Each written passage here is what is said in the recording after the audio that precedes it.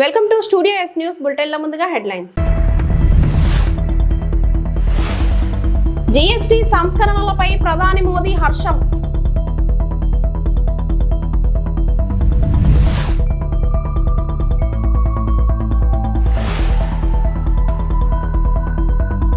Cabinet నిర్ణయాలను వివరిస్తున్న మంత్రి Kolusu Parthasarathi.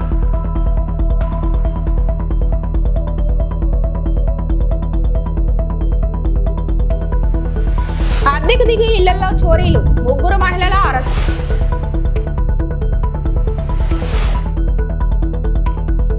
GST సంస్కరణలపై ప్రధానమంత్రి నరేంద్ర మోడీ మాట్లాడుతూ యూపీఏ హయాంలో ఎక్కువ పన్నులు విధించారని ప్రధాని నరేంద్ర మోడీ విమర్శించారు. ట్యాక్సులతో చిన్నపిల్లల టోపీలను కూడా వదలలేదని అన్నారు. గతంలో పన్నుల రూపంలో కాంగ్రెస్ నేతలు దోచుకున్నారని, దేశ ప్రజల దుర్భర జీవితాలకు కాంగ్రెసే కారణమని అన్నారు. జీఎస్టీ స్లాబుల సవరణలో అందరికీ ప్రయోజనం చేకూరుతుందని చెప్పారు. దేశ చరిత్రలో ఇదొక మైలురాయి అని పేర్కొన్నారు. జీఎస్టీ సంస్కరణలో దేశ ఆర్థిక వ్యవస్థ మరింత బలపడుతుందని, నిత్యావసరాల ధరలు తగ్గుతాయని తెలిపారు. సమయాన్ని బట్టి సంస్కరణలు అవసరమని ప్రధాని చెప్పారు. साथियों, विकसित भारत का एक और स्तंभ है हमारी युवा शक्ति. हमारे नौजवानों को ज्यादा रोजगार मिले, जो छोटे मोटे बिजनेस में हैं उनको आसानी हो, ये भी सुनिश्चित किया गया है. हमारे जो ऐसे सेक्टर हैं जिसमें सबसे ज्यादा लेबर लगती है, उनको जीएसटी की कम दरों से बहुत बड़ा सहारा मिलने वाला है. टेक्सटाइल हो, हैंडीक्राफ्ट हो, लेदर हो, इसमें काम करने वाले साथी, इस बिजनेस से जुड़े साथियों को बड़ी मदद मिली है. इसके साथ साथ कपड़ों और जूतों की कीमतों में भी बहुत कमी आने वाली है. हमारे स्टार्टअप्स, एमएसएमई, छोटे व्यापारी, कारोबारियों के लिए टैक्स तो कम हुआ ही है, साथ ही कुछ प्रक्रियाओं को भी सरल किया गया है. इससे उनकी सहूलियत और बढ़ेगी. साथियों, नौजवानों को एक और फायदा फिटनेस के सेक्टर में भी होने वाला है. जिम, सैलून, योगा जैसी सर्विसेज पर टैक्स कम किया गया है. यानी हमारा नौजवान फिट भी होगा और हिट भी होगा. और मैं आपको याद दिला दूं, सरकार आपकी फिटनेस के लिए इतना कुछ कर रही है. तो एक बात मैं बार बार कहता हूं, अब तो ऐसे लोग हैं डेली 200 लोगों से बात करते हैं. आप लोगों को मेरी बात जरूर बताइए कि मोटापा हमारे देश के लिए बहुत चिंता का विषय है. इसलिए खाने का तेल 10% कम करने से शुरुआत करें. मोहम्मद जी, आप मेरा एम्बेसडर बन जाइए.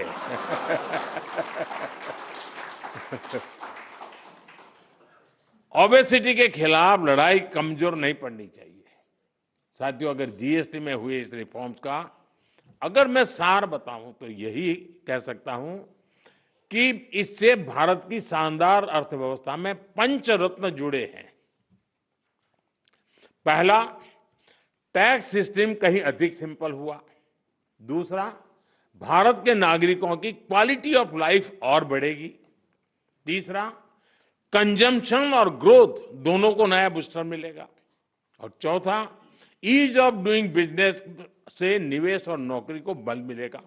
और पांचवा, विकसित भारत के लिए कोऑपरेटिव फेडरलिज्म यानी राज्यों और केंद्र की साझेदारी और मजबूत होगी. साथियों, नागरिक देवो भव ये हमारा मंत्र है. इस वर्ष सिर्फ जीएसटी में ही कमी नहीं की गई, इनकम टैक्स में भी बहुत कम किया गया है. 12 लाख रुपए तक की इनकम पर टैक्स को 0 किया गया है. आजकल तो आप आईटीआर फाइल कर रहे हैं, तब इस फैसले का सुखद एहसास और भी अधिक होता है कि नहीं, यानी इनकम में भी बचत और खर्च में भी बचत. రాష్ట్రంలో యూనివర్సల్ హెల్త్ పాలసీకి మంత్రివర్గం ఆమోదం తెలిపింది. ఆయుష్మాన్ భారత్ ఎన్టీఆర్ వైద్య సేవా పథకం కింద రాష్ట్రంలో పౌరులందరికీ ఆరోగ్య బీమా కల్పిస్తూ కేబినెట్ కీలక నిర్ణయం తీసుకుంది. ఏడాదిలో ఒక్కో కుటుంబానికి 25 లక్షల వరకు ఉచిత చికిత్సలు అందేలా కొత్త విధానానికి కేబినెట్ ఆమోద ముద్ర చేసింది. ఆర్థిక స్థితిగతుల్లో సంబంధం లేకుండా అందరికీ హెల్త్ పాలసీ అమలు అయ్యేలా నిర్ణయించింది. ఈ విధానం ద్వారా రాష్ట్రంలోని 1.63 కోట్ల కుటుంబాలకు ఆరోగ్య బీమాను అందించేలా ప్రభుత్వ కార్యాచరణ రూపొందించనుంది. కేబినెట్ భేటీ అనంతరం వివరాలను మంత్రి కొలుసు పార్థసారథి మీడియాకు వివరించారు. 2493 నెట్వర్క్ ఆసుపత్రుల్లో ఉచితంగా వైద్య సేవలు పొందేలా ఎన్టీఆర్ వైద్య సేవ హైబ్రిడ్ విధానం అమలు చేయనున్నారు. మొత్తం 3257 చికిత్సలను హైబ్రిడ్ విధానంలో రాష్ట్ర ప్రభుత్వం ఉచితంగా అందించనుంది. కేవలం 6 గంటల్లోనే వైద్య చికిత్సలకు అనుమతులు ఇచ్చేలా మేనేజ్మెంట్ ను రూపొందించారు. రాష్ట్రంలో దాదాపు 5 కోట్ల మందికి పైబడి వైద్య సేవలు అందించబడతాయి. 2 లక్షల నుంచి 2.5 లక్షల నుంచి 25 లక్షల వరకు కూడా విలువైన వైద్య సేవలు అందించబడతాయి. దాంట్లో ఏంటంటే 2.5 lakhs విలువైన వైద్య సేవల్ని ఇన్సూరెన్స్ కంపెనీ అందిస్తుంది. 2.5 లక్షల నుంచి 25 లక్షలు విలువ చేసే వైద్య సేవల్ని డాక్టర్ ఎన్టీఆర్ ట్రస్ట్ ఏదైతే ఉందో ఆ ట్రస్ట్ ద్వారా సేవలు అందించబడతాయని చెప్పేసి మనం చేస్తాను. గత ప్రభుత్వంలో ఈ సర్వీసెస్ ఏదైతే ఆరోగ్యశ్రీ అనే పథకం కింద చేసేవాళ్ళో వాళ్ళు కేవలం 4,30,00,000 మందికి మాత్రమే ఈ వైద్య సేవల్ని అందించడం జరిగేది. అప్పుడు నాకు తెలిసి సబ్జెక్టు కరెక్షన్ కేవలం 5 లక్షలు మాత్రమే వైద్య సేవలు విలువైన వైద్య సేవలు అందించేవాళ్ళు అనుకుంటాను. బట్ ఇప్పుడు 25 లక్షల వైద్య సేవలు అందించడం, అది కూడా రాష్ట్రంలో ప్రతి ఒక్కరికి కూడా only EHS employment housing scheme ఎవరైతే పొందుతున్నారో వాళ్ళకి తప్ప మిగతా వాళ్ళందరికీ కూడా రాష్ట్రంలో ప్రజలందరికీ కూడా ఈ వైద్య సేవలు అందించబడితే మనం చేస్తాను. అదే ప్రత్యేకంగా వర్కింగ్ జర్నలిస్ట్ హెల్త్ స్కీమ్ ఏదైతే ఉందో దాని గురించి కూడా ముఖ్యమంత్రి గారు ప్రత్యేకంగా ప్రస్తావించి వారికి కూడా ఈ వైద్య సేవలు పరిగణించాలని చెప్పేసి కన్సిడర్ చేయాలని చెప్పేసి కూడా ముఖ్యమంత్రి గారు సూచించారు. తప్పకుండా వారికి కూడా ఈ వైద్య సేవలు అందించడానికి ప్రయత్నం చేస్తానని చెప్పేసి మనం చేస్తాను. ఈ 25 లక్షల విలువైన వైద్య సేవలకు సంబంధించిన చెల్లింపులు కూడా ఇన్సూరెన్స్ కంపెనీయే ప్రాసెస్ చేసి చెల్లించేస్తుంది. డబ్బులు ఏదైతే చెల్లించాలో అది ఇన్సూరెన్స్ కంపెనీ చెల్లిస్తుంది. ఆ ఇన్సూరెన్స్ కంపెనీకి ప్రభుత్వం రీఎంబర్స్మెంట్ చేస్తుంది తర్వాత. అదేవిధంగా ఏదైతే ఈ పథకం ద్వారా 3,257 రకాల వైద్య సేవలు ఏదైతే ఇప్పుడు అందించబడుతున్నాయో అవన్నీ కూడా రాష్ట్రంలో ప్రజలందరికీ కూడా ఎక్సెప్ట్ ఈహెచ్ఎస్ డబ్ల్యూజేహెచ్ఎస్ ఏదైతే ఉన్నాయో 9 లక్షల మంది మాత్రమే వాళ్ళు, మిగతా 5,02,00,000 మందికి కూడా ఈ వైద్య సేవలు 3,257 రకాల వైద్య సేవలు అందించబడతాయని చెప్పేసి మనం చేస్తాను. గతంలో ప్రభుత్వ రంగ హాస్పిటల్స్లో కేవలం 169 వైద్య సేవలు మాత్రమే రిజర్వ్ చేయబడితే ఇప్పుడు 324 వైద్య సేవల్ని ఈ కేంద్ర గవర్నమెంట్ హాస్పిటల్స్ ద్వారా అందించబడతాయని చెప్పేసి కూడా నేను ఈ సందర్భంగా తెలియజేస్తాను. విశాఖ జిల్లా గాజువాక మండలం ఈ రోజు 87వ వార్డులో పలు అభివృద్ధి కార్యక్రమాలకు శిలాఫలకాలను ప్రారంభించిన నాయకులు. ఈ కార్యక్రమం 87వ వార్డు కార్పొరేటర్ బొండా జగన్ ఆధ్వర్యంలో జరిగింది. ముఖ్య అతిథులుగా విశాఖ ఎంపీ భరత్ మరియు రాష్ట్ర తెలుగుదేశం అధ్యక్షులు ఎమ్మెల్యే పల్లా శ్రీనివాస్ తదితరులు పాల్గొన్నారు. 6 కోట్ల నిధులతో రోడ్ల డ్రైనేజీలు మరియు ఫుట్పాత్లు నిర్మించుటకు శ్రీకారం చుట్టారు.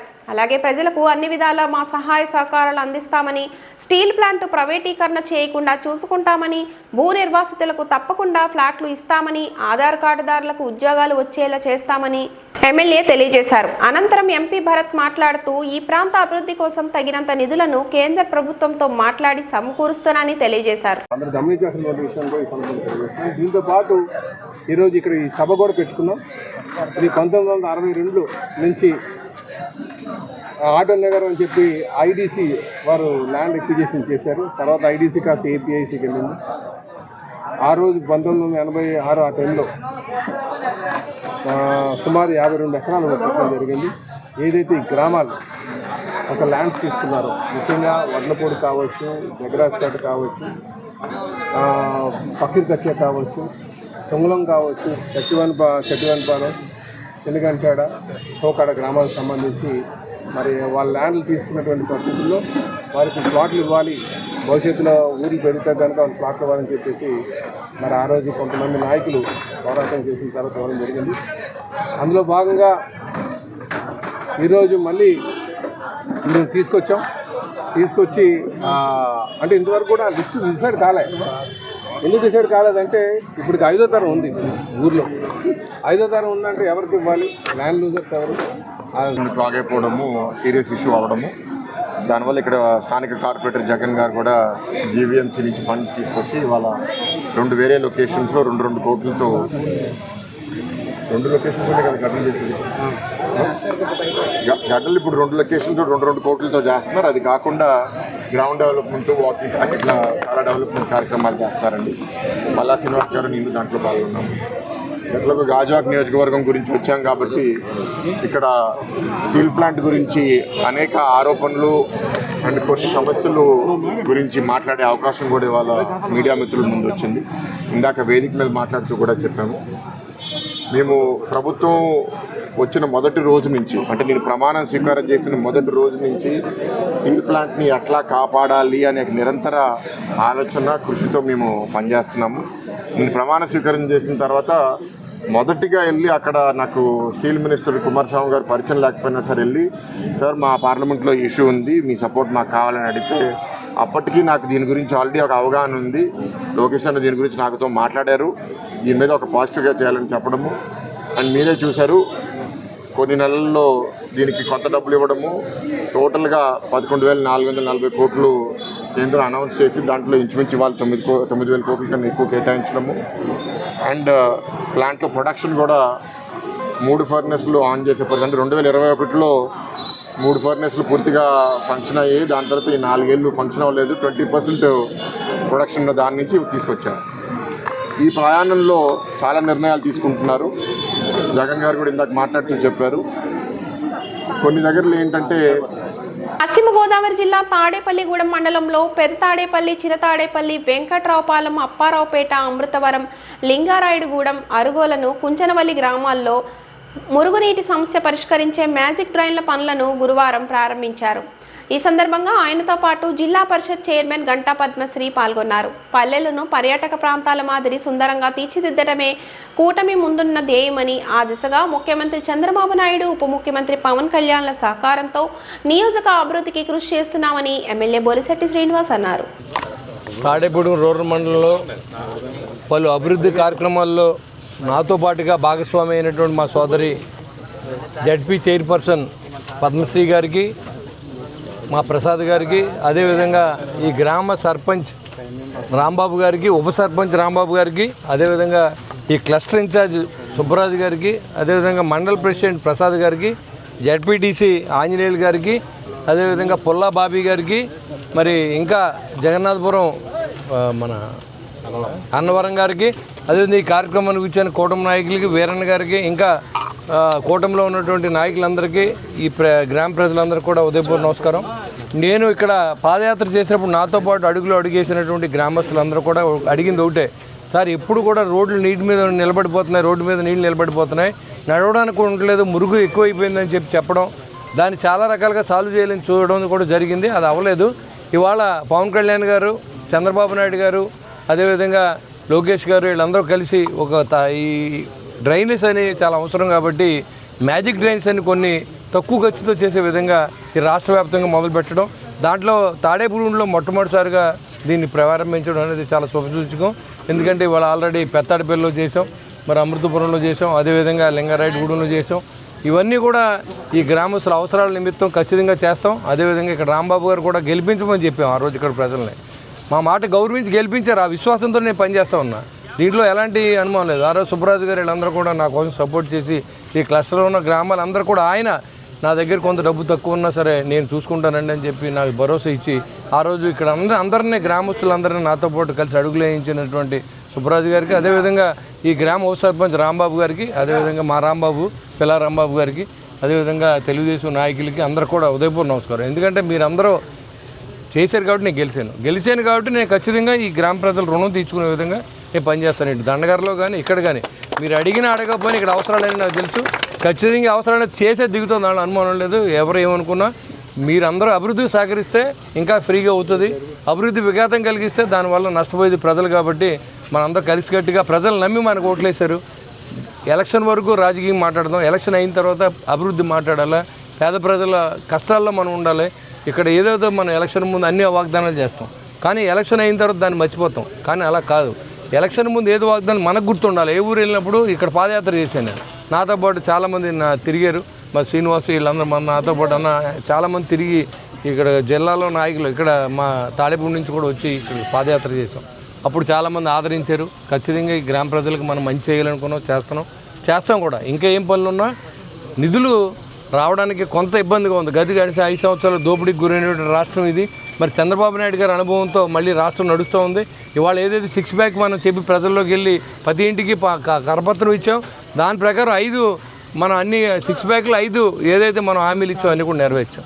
ఇవాళ ప్రజల్లో తిరగగలిగే శక్తిని మనకి ఇవాళ పవన్ కళ్యాణ్ గారు, చంద్రబాబు నాయుడు గారు, నరేంద్ర మోడీ గారు మనకి ఇచ్చారు. ఇవాళ ఎన్ఆర్జీఎస్ నిధులు కానీ 15th ఫైనాన్స్ ఇవాళ మీ అకౌంట్లో డబ్బులు వచ్చినాయి. ఇవన్నీ కూడా కూటమి వల్లే మనకు మంచి జరుగుతుందనే విషయాన్ని మనం తెలుసుకుని మనందరూ కూడా కలిసికట్టుగా ఈ అభివృద్ధిలో మీరందరూ భాగస్వాములను కోరుకుంటూ మరి ఇంకా చాలా విలేజ్లు ఉన్నాయి తిరగవస్తున్నాయి. ఖచ్చితంగా ఈ గ్రామానికి ఏం కావాలో మన వైస్ ప్రెసిడెంట్ రాంబాబు కానీ, పిల్ల రాంబాబు గారు కానీ, సుబ్బరాజు గారు కానీ నిరంతరం నాకు టచ్లో ఉండి మాకు అది కావాలంటే ఇళ్ల స్థలాలు ఇవ్వాలి. ఇక్కడ మనం ఇళ్లలో అద్దెకు దిగి చోరీలు చేస్తున్న 3 కిలాడీ మహిళలను కృష్ణా జిల్లా గుడివాడ పోలీసులు అరెస్ట్ చేశారు.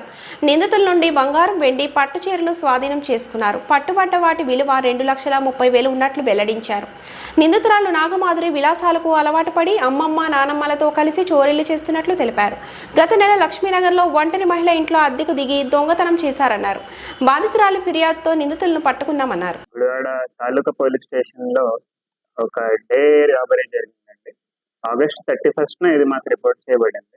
వీళ్ళు ఏం చేశారంటే ముందే 4 నెలల ముందు ఇండ్లు అద్దెకు కావాలని చెప్పి ఒక అడ్వాన్స్ టోకెన్ అమౌంట్ 7,000 పే చేసి, తర్వాత రీసెంట్ గా వచ్చి ఇంకొక 3,000 పే చేసి టోటల్ 10,000 ఈమెను నమ్మించి తీర్థయాత్రలకు తీసుకెళ్తా అని చెప్పి మొదట ద్వారకా తిరుమలకు తీసుకెళ్లారు కారు ద్వారా.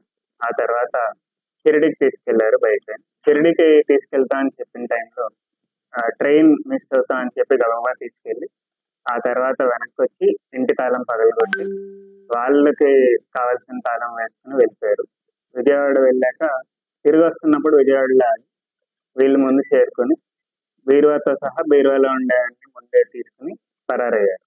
బంగారం వచ్చేసి సుమారు 71 గ్రాములు, అలాగే ఇతరత్ర వెండి సామాన్లు వచ్చేసి 327 గ్రాములు, అలాగే 4 పట్టు చీరలు కూడా స్వాధీనం చేశారు. ఇచ్చిన హామీలన్నీ ముఖ్యమంత్రి చంద్రబాబు నెరవేర్చాలి. రీకాలింగ్ చంద్రబాబు మేనిఫెస్టో కార్యక్రమంలో నూకతోటి రాజేష్. గత సార్వత్రిక ఎన్నికల్లో రాష్ట్ర ప్రజలకు ఇచ్చిన హామీలన్నీ ముఖ్యమంత్రి చంద్రబాబు నాయుడు నెరవేర్చాలని తిరుపతి జిల్లా సత్యవేడు వైఎస్ఆర్సీపీ ఇన్ఛార్జ్ నూకతోటి రాజేష్ కోరారు. గురువారం సత్యవేడు పట్టణం ఉలవచేన కాలనీలో వైఎస్ఆర్సీపీ మండల కన్వీనర్ సుశీల్ కుమార్ రెడ్డి ఆధ్వర్యంలో జరిగిన రీకాలింగ్ చంద్రబాబు మేనిఫెస్టో కార్యక్రమానికి ఆయన ముఖ్య అతిథిగా హాజరయ్యారు. ఈ సందర్భంగా నూకతోటి రాజేష్ మాట్లాడుతూ ప్రజలకు ఇచ్చిన హామీలను నెరవేర్చడంలో కూటమి ప్రభుత్వం విఫలమైందన్నారు. గత ఎన్నికల్లో దాదాపు 140 హామీలను చంద్రబాబు ఇచ్చినట్టు ఆయన గుర్తు చేశారు. అయితే ప్రభుత్వం మాత్రం సూపర్ 6 పథకాల అమలుతోనే సరిపెడుతున్నట్లు ఆయన చెప్పారు. ముఖ్యంగా ఆడబిడ్డ నిధి పథకం ద్వారా నెలకు 1,500 రూపాయలు ఇస్తామని చెప్పి ఇంతవరకు ఇది అమలుకు నోచుకోలేదన్నారు. అందువల్ల ప్రభుత్వం హామీలను అమలు చేసేంత వరకు వైఎస్ఆర్సీపీ ప్రజల పక్షాన పోరాడుతుందన్నారు. ఈ నేపథ్యంలో సెప్టెంబర్ 9వ తేదీన శ్రీకాళహస్తి ఆర్డీఓ కార్యాలయం వద్ద నిర్వహించనున్న ధర్నా కార్యక్రమానికి పార్టీ శ్రేణులు పెద్ద ఎత్తున తరలివచ్చి విజయవంతం చేయాలని పిలుపునిచ్చారు. ఈ కార్యక్రమానికి వైఎస్ఆర్సీపీ నాయకులు AVM Balaji Reddy, Birendra Varma, Bujji Reddy, Niranjan Reddy, belt Ramesh, Mastanamma, MP Ravi, Puneeth Kumar, Somashekar, Payyani Sridhar Reddy తదితరులు పాల్గొన్నారు.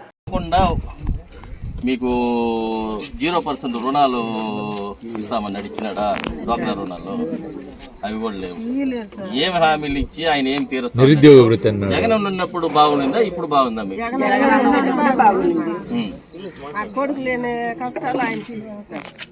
రేషన్ షాప్ ఇంటికాడికి వస్తాయి రేషన్ లేదు. మరి అది జగనన్న ఉన్నప్పుడు మనకి అన్ని ఇండ్ల కాడికి పెన్షన్ అనేది జగనన్న పెట్టింది ఇంటికాడికి తెచ్చేది. అది ఆయన తెల్లారితో తెలియదు.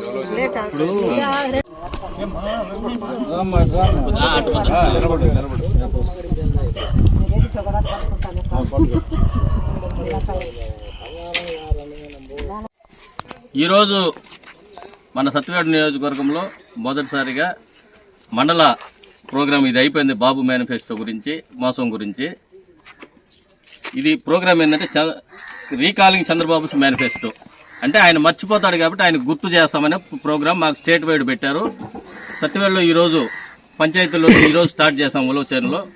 ఇక్కడ అందరికి కూడా మహిళలకి వివరించడం జరిగింది ఈ ప్రోగ్రాం గురించి కూడా. మేము వచ్చి కూడా హాఫ్ అన్ అవర్ 1 అవర్ అవుతుంది.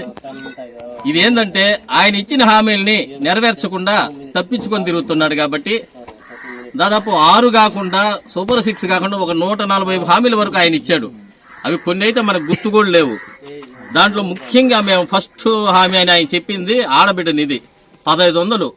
ఒక లేడీకి 1500 మేము వేస్తాము, 18,000 నీకు 18,000 నీకు 18,000 అని చెప్పారు. నెలకి సంవత్సరానికి 1500, సంవత్సరానికి 18,000. అది ఒక్కరికి కూడా ఇంతవరకు అమలు చేయాల. ఈ మధ్య మనం చూసాము, వాళ్ళ మినిస్టర్ ఒక ఆయన ఈ 1500 ఆడబిడ్డకి ఇవ్వాలంటే మన రాష్ట్రాన్ని అమ్మేయాలని చెప్పాడు ఆయన. ఇది చాలా హాస్యాస్పదమైన ఇది. హామీలు ఇచ్చేటప్పుడు ఆ మాట తెలియదా వాళ్ళకి? అంటే వాళ్ళు ఇంతకుముందు పరిపాలించిన వాళ్ళే కదా. 14 ఏళ్ళు సీఎంగా నేను చేశాను, నువ్వు మొత్తం నాకు తెలుసు అంటాడు కదా చంద్రబాబు నాయుడు. మరి ఆయనకి తెలియదా ఏమి హామీలు నెరవేరుస్తామో ఏమి హామీలు నెరవేర్చలేమనేసి? కాబట్టి ఆయన హామీలను ఆయన గుర్తు చేసేదానికి ఈ ప్రోగ్రాం పెట్టాము. అన్ని మండలాలు కూడా స్టార్ట్ అయిపోయింది. ఇక్కడ కూడా మండలది అయిపోయి ఇప్పుడు పంచాయతీ వైజ్ స్టార్ట్ అయింది. ఇంకా వచ్చే కాలంలో మిగతా పంచాయతీలు కూడా స్టార్ట్ చేసుకుంటూ వెళ్తాం. స్టేట్ వైడ్ రైతులకి యూరియా సమస్య అన్ని నియోజకవర్గాల్లో ఉంది. అది ఏంటంటే మన గవర్నమెంట్లో లేనిది ఈ రోజు వస్తుంది. ఆయన చెప్తాడు ఒక మినిస్టరు, ఆ రోజు చెప్పిన ఆయన ఈ రోజు కూడా చెప్పటము, ఏం బఫే భోజనాల దగ్గర నిలబడి తింటారు, ఒకరి తర్వాత ఒకరు తింటారు కదా అని. అదే జగన్ అన్నకి ఈ గవర్నమెంట్కి తేడా. వీళ్ళు బఫే భోజనాలు నిలబెట్టి పెడతా ఉంటారు, జగన్ అన్న బంతి భోజనాలు కూర్చోబెట్టి అందరికీ ఇండ్ల కాడికి పెట్టాడు.